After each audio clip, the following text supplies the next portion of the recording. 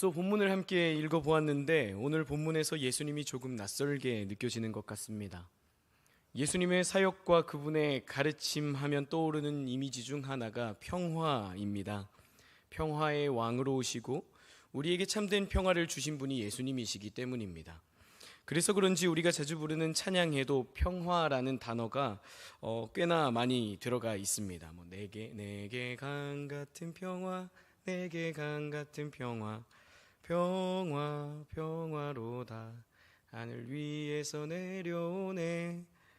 그리고 평화 하나님의 평강이, 이처럼 예수님께서 우리에게 평화의 왕으로 오셨고 참된 평화를 이루어 가셨으며 그 평화를 예수님을 구주로 고백하고 따라가는 자들에게 주셨다는 것은 우리 모두가 잘 알고 있는 사실입니다. 그런데 본문의 예수님은 같은 분이 맞으신가? 라는 생각이 들 정도로 우리를 당황스럽게 합니다. 오늘 본문을 보면 평화의 왕이신 예수님께서 자신이 세상에 온 목적을 불을 땅에 던지기 위해서 오셨다고 말씀하십니다.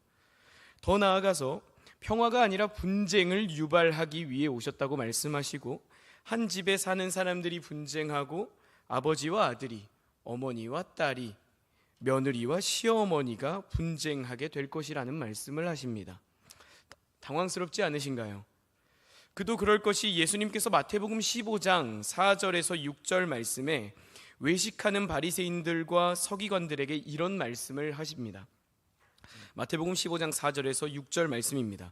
하나님이 이르셨으되 내 부모를 공경하라 하시고 또 아버지나 어머니를 비방하는 자는 반드시 죽임을 당하리라 하셨거늘 너희는 이르되 누구든지 아버지에게나 어머니에게 말하기를 내가 드려 유익하게 할 것이 하나님께 드림이 되었다고 하기만 하면 그 부모를 공경할 것이 없다 하여 너희 전통으로 하나님의 말씀을 폐하는도다. 그러니까 자신들의 전통을 지키느라 부모를 공경하고 아버지 어머니를 비방하지 말라는 하나님의 말씀을 지키지 않은 바리새인들과 서기관들을 비판하고 있으신 것이죠. 아무튼 예수님께서는 하나님의 말씀대로 부모를 공경하고 아버지 어머니를 비방하지 않는 것을 원하시는 것 같아 보입니다. 그런데 오늘 말씀은 아버지와 아들이, 어머니와 딸이, 며느리와 시어머니가 분쟁하게 될 것이라고 말씀하시거든요. 대체 왜 예수님께서는 말을 쓱 바꾸시면서 이런 말씀을 하고 있으신 걸까요? 우리가 오늘 이 저녁에 이 본문을 자세히 살펴보면서 예수님께서 말씀하신 진리를 우리 마음에 새기는 시간이 되기를 소망합니다. 오늘 본문에서 예수님께서는 이 땅에 오신 목적을 불을 땅에 던지기 위해서 왔다고 말씀을 하십니다. 이 불은 아직 오지 않았고 아직 붙지 않은 상태입니다. 그렇다면 여기에서 말하는 불이 무엇일까요? 성경에서는 불은 다양한 의미를 가지고 있습니다. 먼저는 누가복음 3장 9절을 함께 읽어보겠습니다. 이미 도끼가 나무 뿌리에 놓였으니 좋은 열매 맺지 아니하는 나무마다 찍혀 불에 던져지리라. 이어서 누가복음 9장 54절입니다. 함께 읽겠습니다. 제자 야고보와 요한이 이를 보고 이르되 주여 우리가 불을 명하여 하늘로부터 내려 저들을 멸하라 하기를 원하시나이까. 앞서 읽은 본문들에서 불은 심판과 연관이 있는 단어입니다. 따라서 오늘 본문의 불을 심판으로 볼 수도 있습니다. 그러나 이 불은 심판의 의미만 가지고 있는 것이 아니고요. 누가복음 3장 16절을 우리가 다시 한 번 더 함께 읽어보겠습니다. 요한이 모든 사람에게 대답하여 이르되 나는 물로 너희에게 세례를 베풀었거니와 나보다 능력이 많으신 이가 오시나니 나는 그의 신발끈을 풀기도 감당하지 못하겠노라. 그는 성령과 불로 너희에게 세례를 베푸실 것이요. 여기에서 불은 성령의 임재를 의미하고 있습니다. 예수님께서 십자가에 죽으시고 하나님 우편으로 올라가시면서 성령을 보내주시겠다고 약속하셨던 것을 기억해 보면 오늘 본문에서 예수님께서 아직 죽음을 맞이한 것이 아니시기 때문에 아직 불이 붙지 않았다는 이 말은 성령께서 아직 오시지 않았다는 말로도 해석할 수 있을 것 같습니다.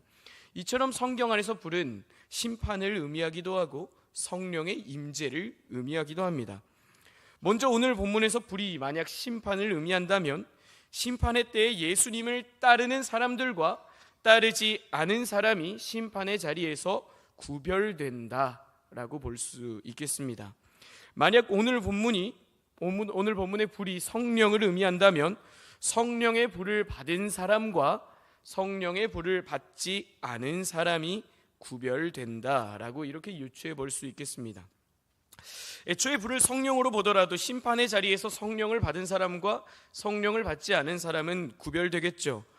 불을 심판으로 본다고 하더라도 성령을 받은 사람이 심판의 자리에서 구별된다는 점을 생각해 보면 이 구별됨이라는 단어 아래에서 심판이건 성령이건 하나의 맥락을 가지고 있다고 볼 수도 있겠습니다.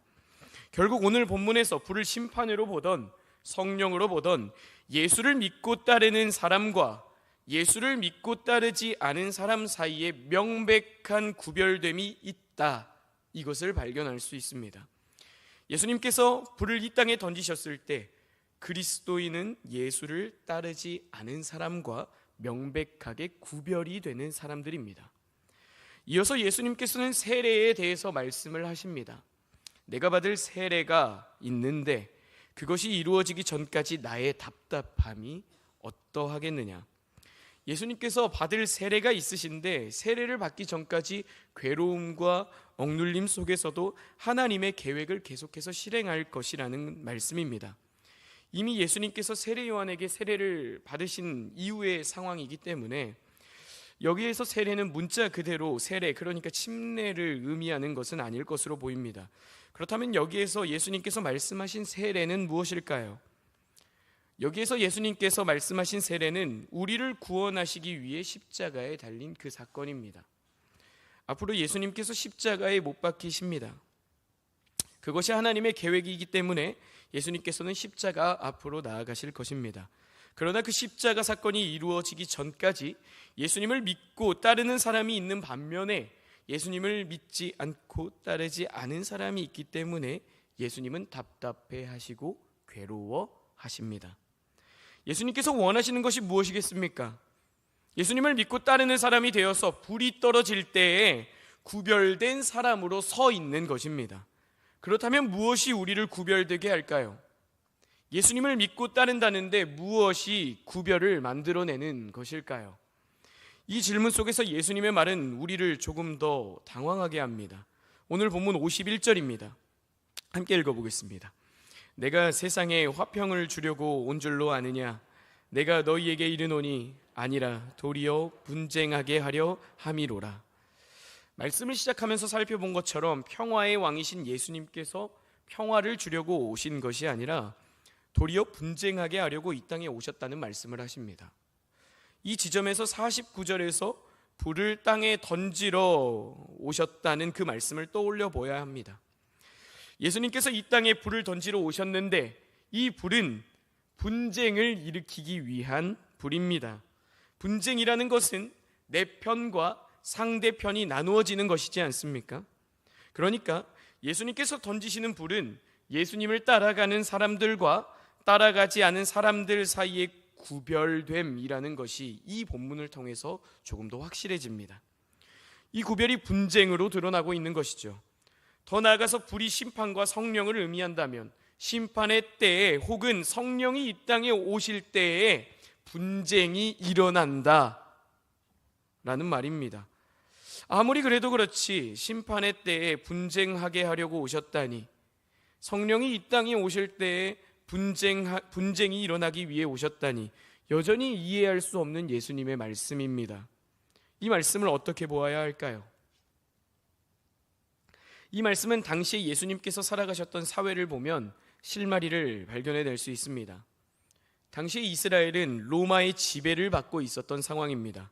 로마의 속국이었던 것이죠. 당시 제국이었던 로마가 주창하던 메시지가 있는데 그 메시지가 팍스 로마나라는 메시지입니다. 우리말로 하면 로마의 평화라고 할 수 있습니다. 팍스 로마나, 로마의 평화는 로마라는 이 강대한 제국이 힘으로 다른 나라들을 모두 지배하고 통치하면 전쟁이 없어지고 분열이 없는 평화가 이루어질 것이다. 그러니 너희들은 로마만 섬겨라, 이런 의미를 담고 있습니다. 즉 팍스 로마나는 막강한 힘을 통해서 얻는 평화였습니다.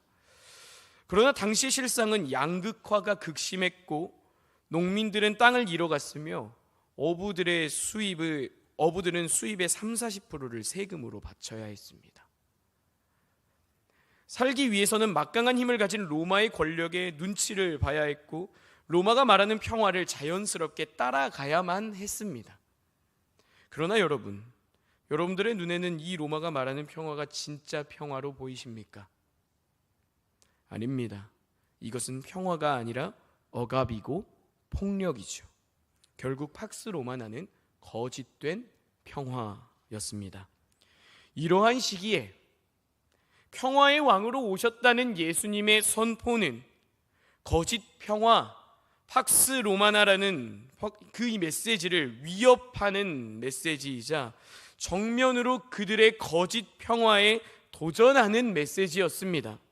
더 나아가서 그리스도인은 거짓 평화를 주창하는 로마 황제를 섬기는 것이 아니라 진정한 평화의 왕이신 예수님을 따르고 하나님만 섬기는 사람들이라고 했을 때 로마에게 그리스도인은 눈의 가시와 같은 사람들이었을 것입니다.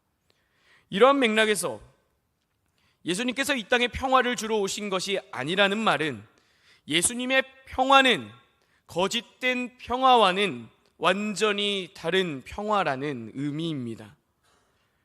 거짓 평화의 눈치 보고 따라가고 있는 그 자리에, 겉으로 보이기에는 평화처럼 보이는 그 자리에 내가 불을 던져서 거짓 평화와 진짜 평화를 따르는 사람이 구별될 것이다 라는 말씀을 하고 있으신 것이죠. 이 맥락을 적용해서 제 나름대로 오늘의 말씀을 해석하면 이런 말이지 않을까 싶습니다. 나는 모든 사람들이 눈치 보면서 따라가는 거짓된 평화를 주러 온 사람이 아니다. 오히려 이 거짓된 평화를 전복시키고 이 거짓된 평화를 부수고 참된 평화를 주기 위해 온 것이란다. 내가 던지는 불 또한 거짓된 평화를 부수기 위해서 던지는 것이란다. 구약 성경의 아모스는 주전 8세기에 북이스라엘에서 활동하던 선지자였습니다. 당시 북이스라엘은 부국 강병하던 시기를 보내고 있었고 제2의 전성기를 누리고 있었던 시기였습니다. 나라의 영토는 넓어졌고 그에 따른 부요함과 강성함이 뒤따라 왔습니다. 그러나 사회의 이면에는 부익부 빈익빈 현상이 심화되었고 가난한 자들은 부유한 사람들과 권력자들에 의해 억압을 당했으며 우상을 숭배하는 현실이 있었습니다. 그저 잘 먹고 잘 사는 것에 취한 나머지 자신들이 하나님의 말씀대로 살아가고 있는지에 대해서는 전혀 관심이 없었던 것이죠. 주전 8세기의 북이스라엘은 겉으로 보기에는 평화로웠지만 속은 썩어가고 있는 상태였다고 할 수 있습니다. 아모스 선지자는 이와 같은 북이스라엘의 하나님의 심판을 선포했던 선지자였습니다. 그런데 우리 북이스라엘 백성들의 입장에서 한번 생각해 봅시다. 하나님의 말씀이랍시고 자신의 나라의 심판을 선포하는 아모스 선지자의 목소리가 어땠을까요? 이 목소리를 들은 백성들의 반응이 어땠을까요? 만약 북이스라엘 백성들이 아모스 선지자의 말씀을 듣고 마음을 돌이켰다면 아수르에 의해서 멸망하지 않았을 것이고 아모스 선지자의 그 멸망할 것이라는 그 선포가 틀린 것이 되기 때문에 아모스 선지자의 선포는 성경에 기록되지 않았을 것입니다. 그러니까 북이스라엘 백성은 아모스 선지자의 선포를 듣고 콧방귀 뀌었던 것이죠. 지금 이렇게 잘 살고 있는데 우리나라 영토도 넓어지고 부유해지고 안락하고 이렇게 잘 살고 있는데 심판은 무슨 심판이야? 이와 같은 반응이 잘 드러나는 것이 아모스 7장 10절부터 시작되는 아모스와 아마샤의 대결입니다. 북이스라엘의 종교 중심지였던 베델의 제사장 아마샤가 아모스에게 이렇게 말합니다. 아모스 7장 12절에서 13절 말씀입니다. 선견자야, 아마샤가 또 아모스에게 이르되 선견자야, 너는 유다 땅으로 도망하여 가서 거기에서나 떡을 먹으며 거기에서나 예언하고 다시는 베델에서 예언하지 말라. 이는 왕의 성소요 나라의 궁궐임이니라. 아마샤가 아모스에게 다시는 베델에서 예언하지 말고 남유다로 떠나라고 말하고 있습니다. 왜요? 여기는 왕의 성소이고 나라의 궁궐이기 때문입니다. 그러니까 여기가 지금 부국강병한 나라의 왕이 있는 곳이고 이 잘 먹고 잘 살고 있는 나라의 궁궐이 있는 곳인데 내가 어디서 지금 평화와 반대되는 말을 하고 있냐는 말이죠. 여기에서 남유다로 돌아가서 떡을 먹으면서 예언하라는 말은 여기에서 이러지 말고 너네 남유다 땅으로 돌아가서 거기서 그냥 예언하고 주는 돈 받으면서 살아가라는 말입니다. 북이스라엘의 거짓된 평화를 고발하는 아모스를 쫓아내고요, 아모스에게 남유다에서 거짓된 평화나 누리며 살아가라고 제안하는 것입니다. 그때 아모스의 반응이 어떠했습니까? 나는 선지자도 아니고 선지자의 아들도 아니다. 목자이고 뽕나무 재배하는 사람일 뿐이다.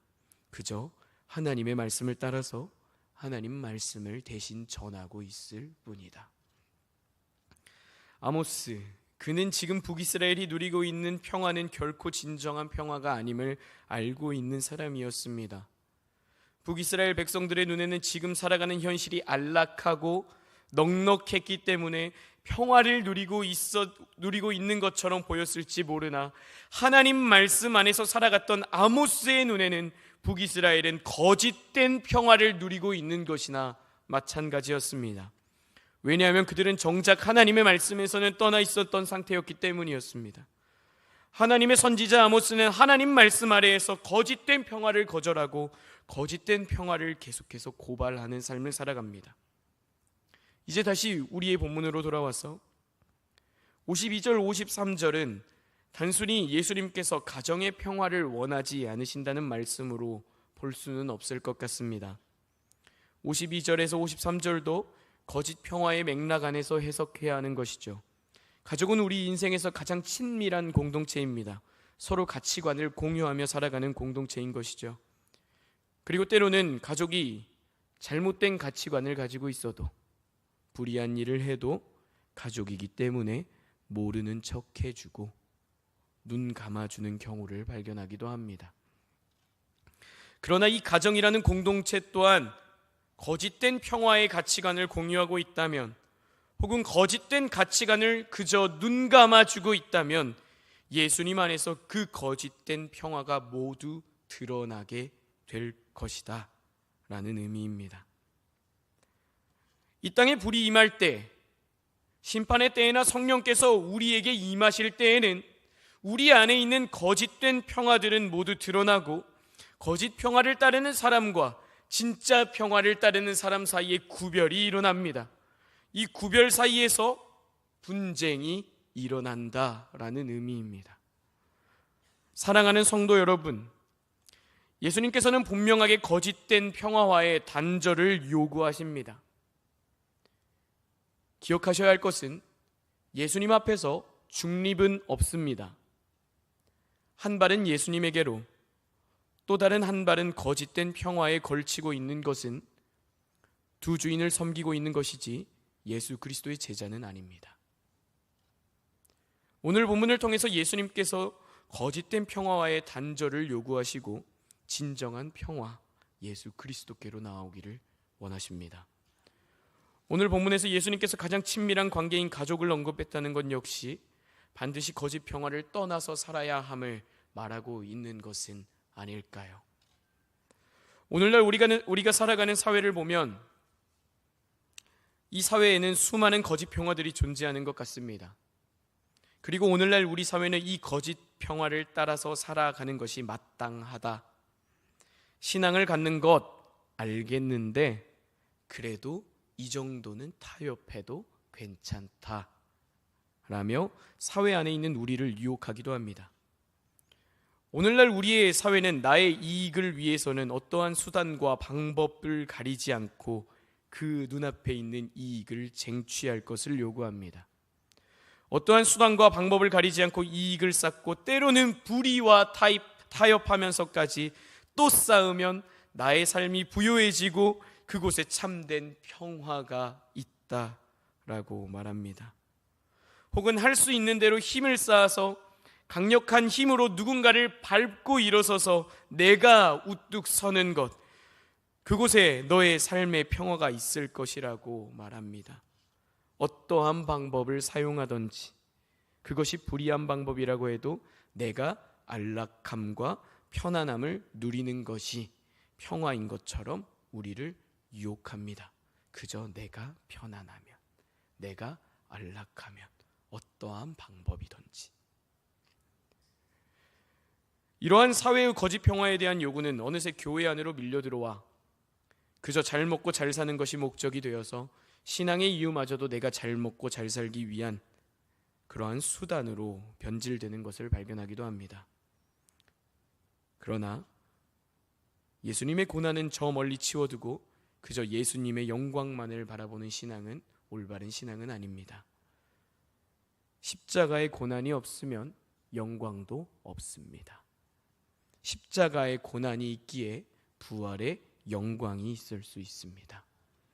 더 나아가서 오늘 우리는 혐오의 시대를 살아가고 있다고 할 수 있습니다. 나랑 의견이 다른 사람에 대해서 존중하고 수용해 주는 것이 아니라 그 사람을 혐오하는 것, 나와 의견이 다른 사람에 대해서 건강한 비판이 아니라 그저 그 사람 자체를 혐오하는 것. 그래서 내가 속한 집단이 옳고 내가 속한 집단의 우월함을 드러내는 것, 지금 이게 우리 사회의 모습 아닌가요? 그러나 누군가를 혐오함으로 얻어지는 우월감, 누군가를 혐오함으로 인해서 얻어지는 승리, 이 거짓 평화는 예수님의 평화와는 전혀 다른 평화입니다. 예수님께서 말씀하신 평화는 혐오가 아니라 용서와 화해에 의한 평화이기 때문입니다. 예수님께서 우리 사회에 만연해 있는 거짓 평화를 드러내시고 깨뜨리시며 진정한 평화로 우리의 삶을 인도하십니다. 따라서 내 삶이 안락하다고, 내 삶이 풍요롭다고, 내 삶이 점점 좋아지고 있다고 해서 내가 진짜 평화를 누리고 있는 것처럼 착각하지 않아야 하겠습니다.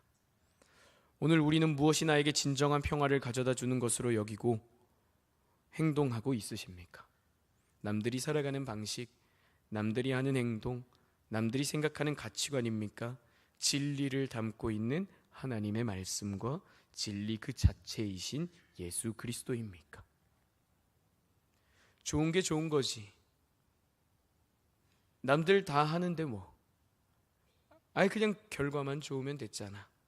신앙도 신앙이지만. 이라며 적당히 타협하는 신앙이 아니라 진리이신 예수님과 진리이신 하나님의 말씀을 따라 살아가는 우리 모두가 되기를 소망합니다. 제가 존경하는 한 목사님께서 거짓 평화와 관련해서 이런 말씀을 하신 것을 읽어드리겠습니다. 달콤한 거짓보다는 쓴 진리를 선택할 용기, 편안한 환상보다는 불편한 현실과 마주할 준비, 다수의 함성보다 소수의 탄식에 귀 기울이는 삶을 살아가라. 사랑하는 산돌교회 성도 여러분, 오늘 본문에서 예수님께서는 거짓이 만연해 있는 이 사회를 살아가는 우리에게 이렇게 말씀하시는 것 같습니다. 거짓이 아닌 진리로 나아오라. 그곳에 참된 평화가 있다. 우리가 진리를 선택할 때 당장에 손해보는 것 같을 수도 있습니다. 우리가 진리를 선택할 때 뒤처져 보일 수도 있습니다. 우리가 진리를 선택하는 것이 누군가의 눈에는 미련한 것처럼 보일 수도 있습니다. 그러나 우리는 알고 있습니다. 예수 그리스도를 선택하는 그곳에 참된 평화가 있음을, 예수 그리스도의 길을 따라가는 그곳에 참된 평화가 있음을 우리는 분명히 알고 있습니다. 이제 우리 모두가 우리 사회가 말하는 것처럼 거짓된 평화가 아니라 예수 그리스도 안에 있는 참된 평화를 쫓아서 살아가는 그리스도인으로 살아가길 소망합니다. 평화의 왕으로 오신 예수님 앞에서 거짓 평화들은 무너지고 참된 평화인 예수님과 예수님께서 선포하신 복음만이 남아있을 것입니다. 예수님의 불 앞에서는 어떠한 거짓 평화도 남아있을 수 없습니다. 왜요? 예수님께서 불을 던지실 것이기 때문입니다. 오늘 본문에서 예수님은 좋은 게 좋은 것이라며 거짓된 평화도 괜찮다고 어와둥둥하면서 품고 가지 않으십니다. 오히려 가장 가까운 관계인 가족에서도 거짓된 평화를 가지고 있다면 분쟁이 일어날 수 있다며 거짓 평화를 드러내시고 거짓 평화와 절연하십니다. 이제 우리의 삶을 그 불 앞으로 던집시다. 우리의 삶을 불 한가운데로 던져 예수 그리스도의 가치를 따라가는 그리스도인으로서 구별된 삶, 성령의 사람으로 살아갑시다. 이처럼 거짓된 평화와 절연하신 예수님께서는 오늘 본문 이렇게 말씀하시고 바로 다음 단락에 이렇게 말씀하십니다. 시대를 분별하라. 우리 산돌교회 성도님들 모두가 이 시대 속에서 거짓된 평화와 예수님을 통해서 얻어지는 진짜 평화를 분별하고 기꺼이 참된 평화 예수 그리스도를 선택하는 예수 그리스도의 제자로 거듭나기를 소망합니다. 사랑의 하나님, 오늘 말씀을 통하여 무엇이 진짜 평화인지를 깨닫게 하심에 감사를 드립니다. 알고 있지만, 이미 알고 있는 사실이지만 우리가 이 사회 안에서 살아가다 보면 주님이 진짜 평화임을 놓쳐버리고 그 사실이 흐려질 때가 많습니다. 그러나 주님, 우리가 거짓된 평화와는 절연하고 참된 평화인 예수 그리스도만을 쫓아가는 우리 산돌교회 성도님들 되실 수 있도록 인도하여 주옵소서. 살아계신 예수 그리스도 이름으로 기도합니다.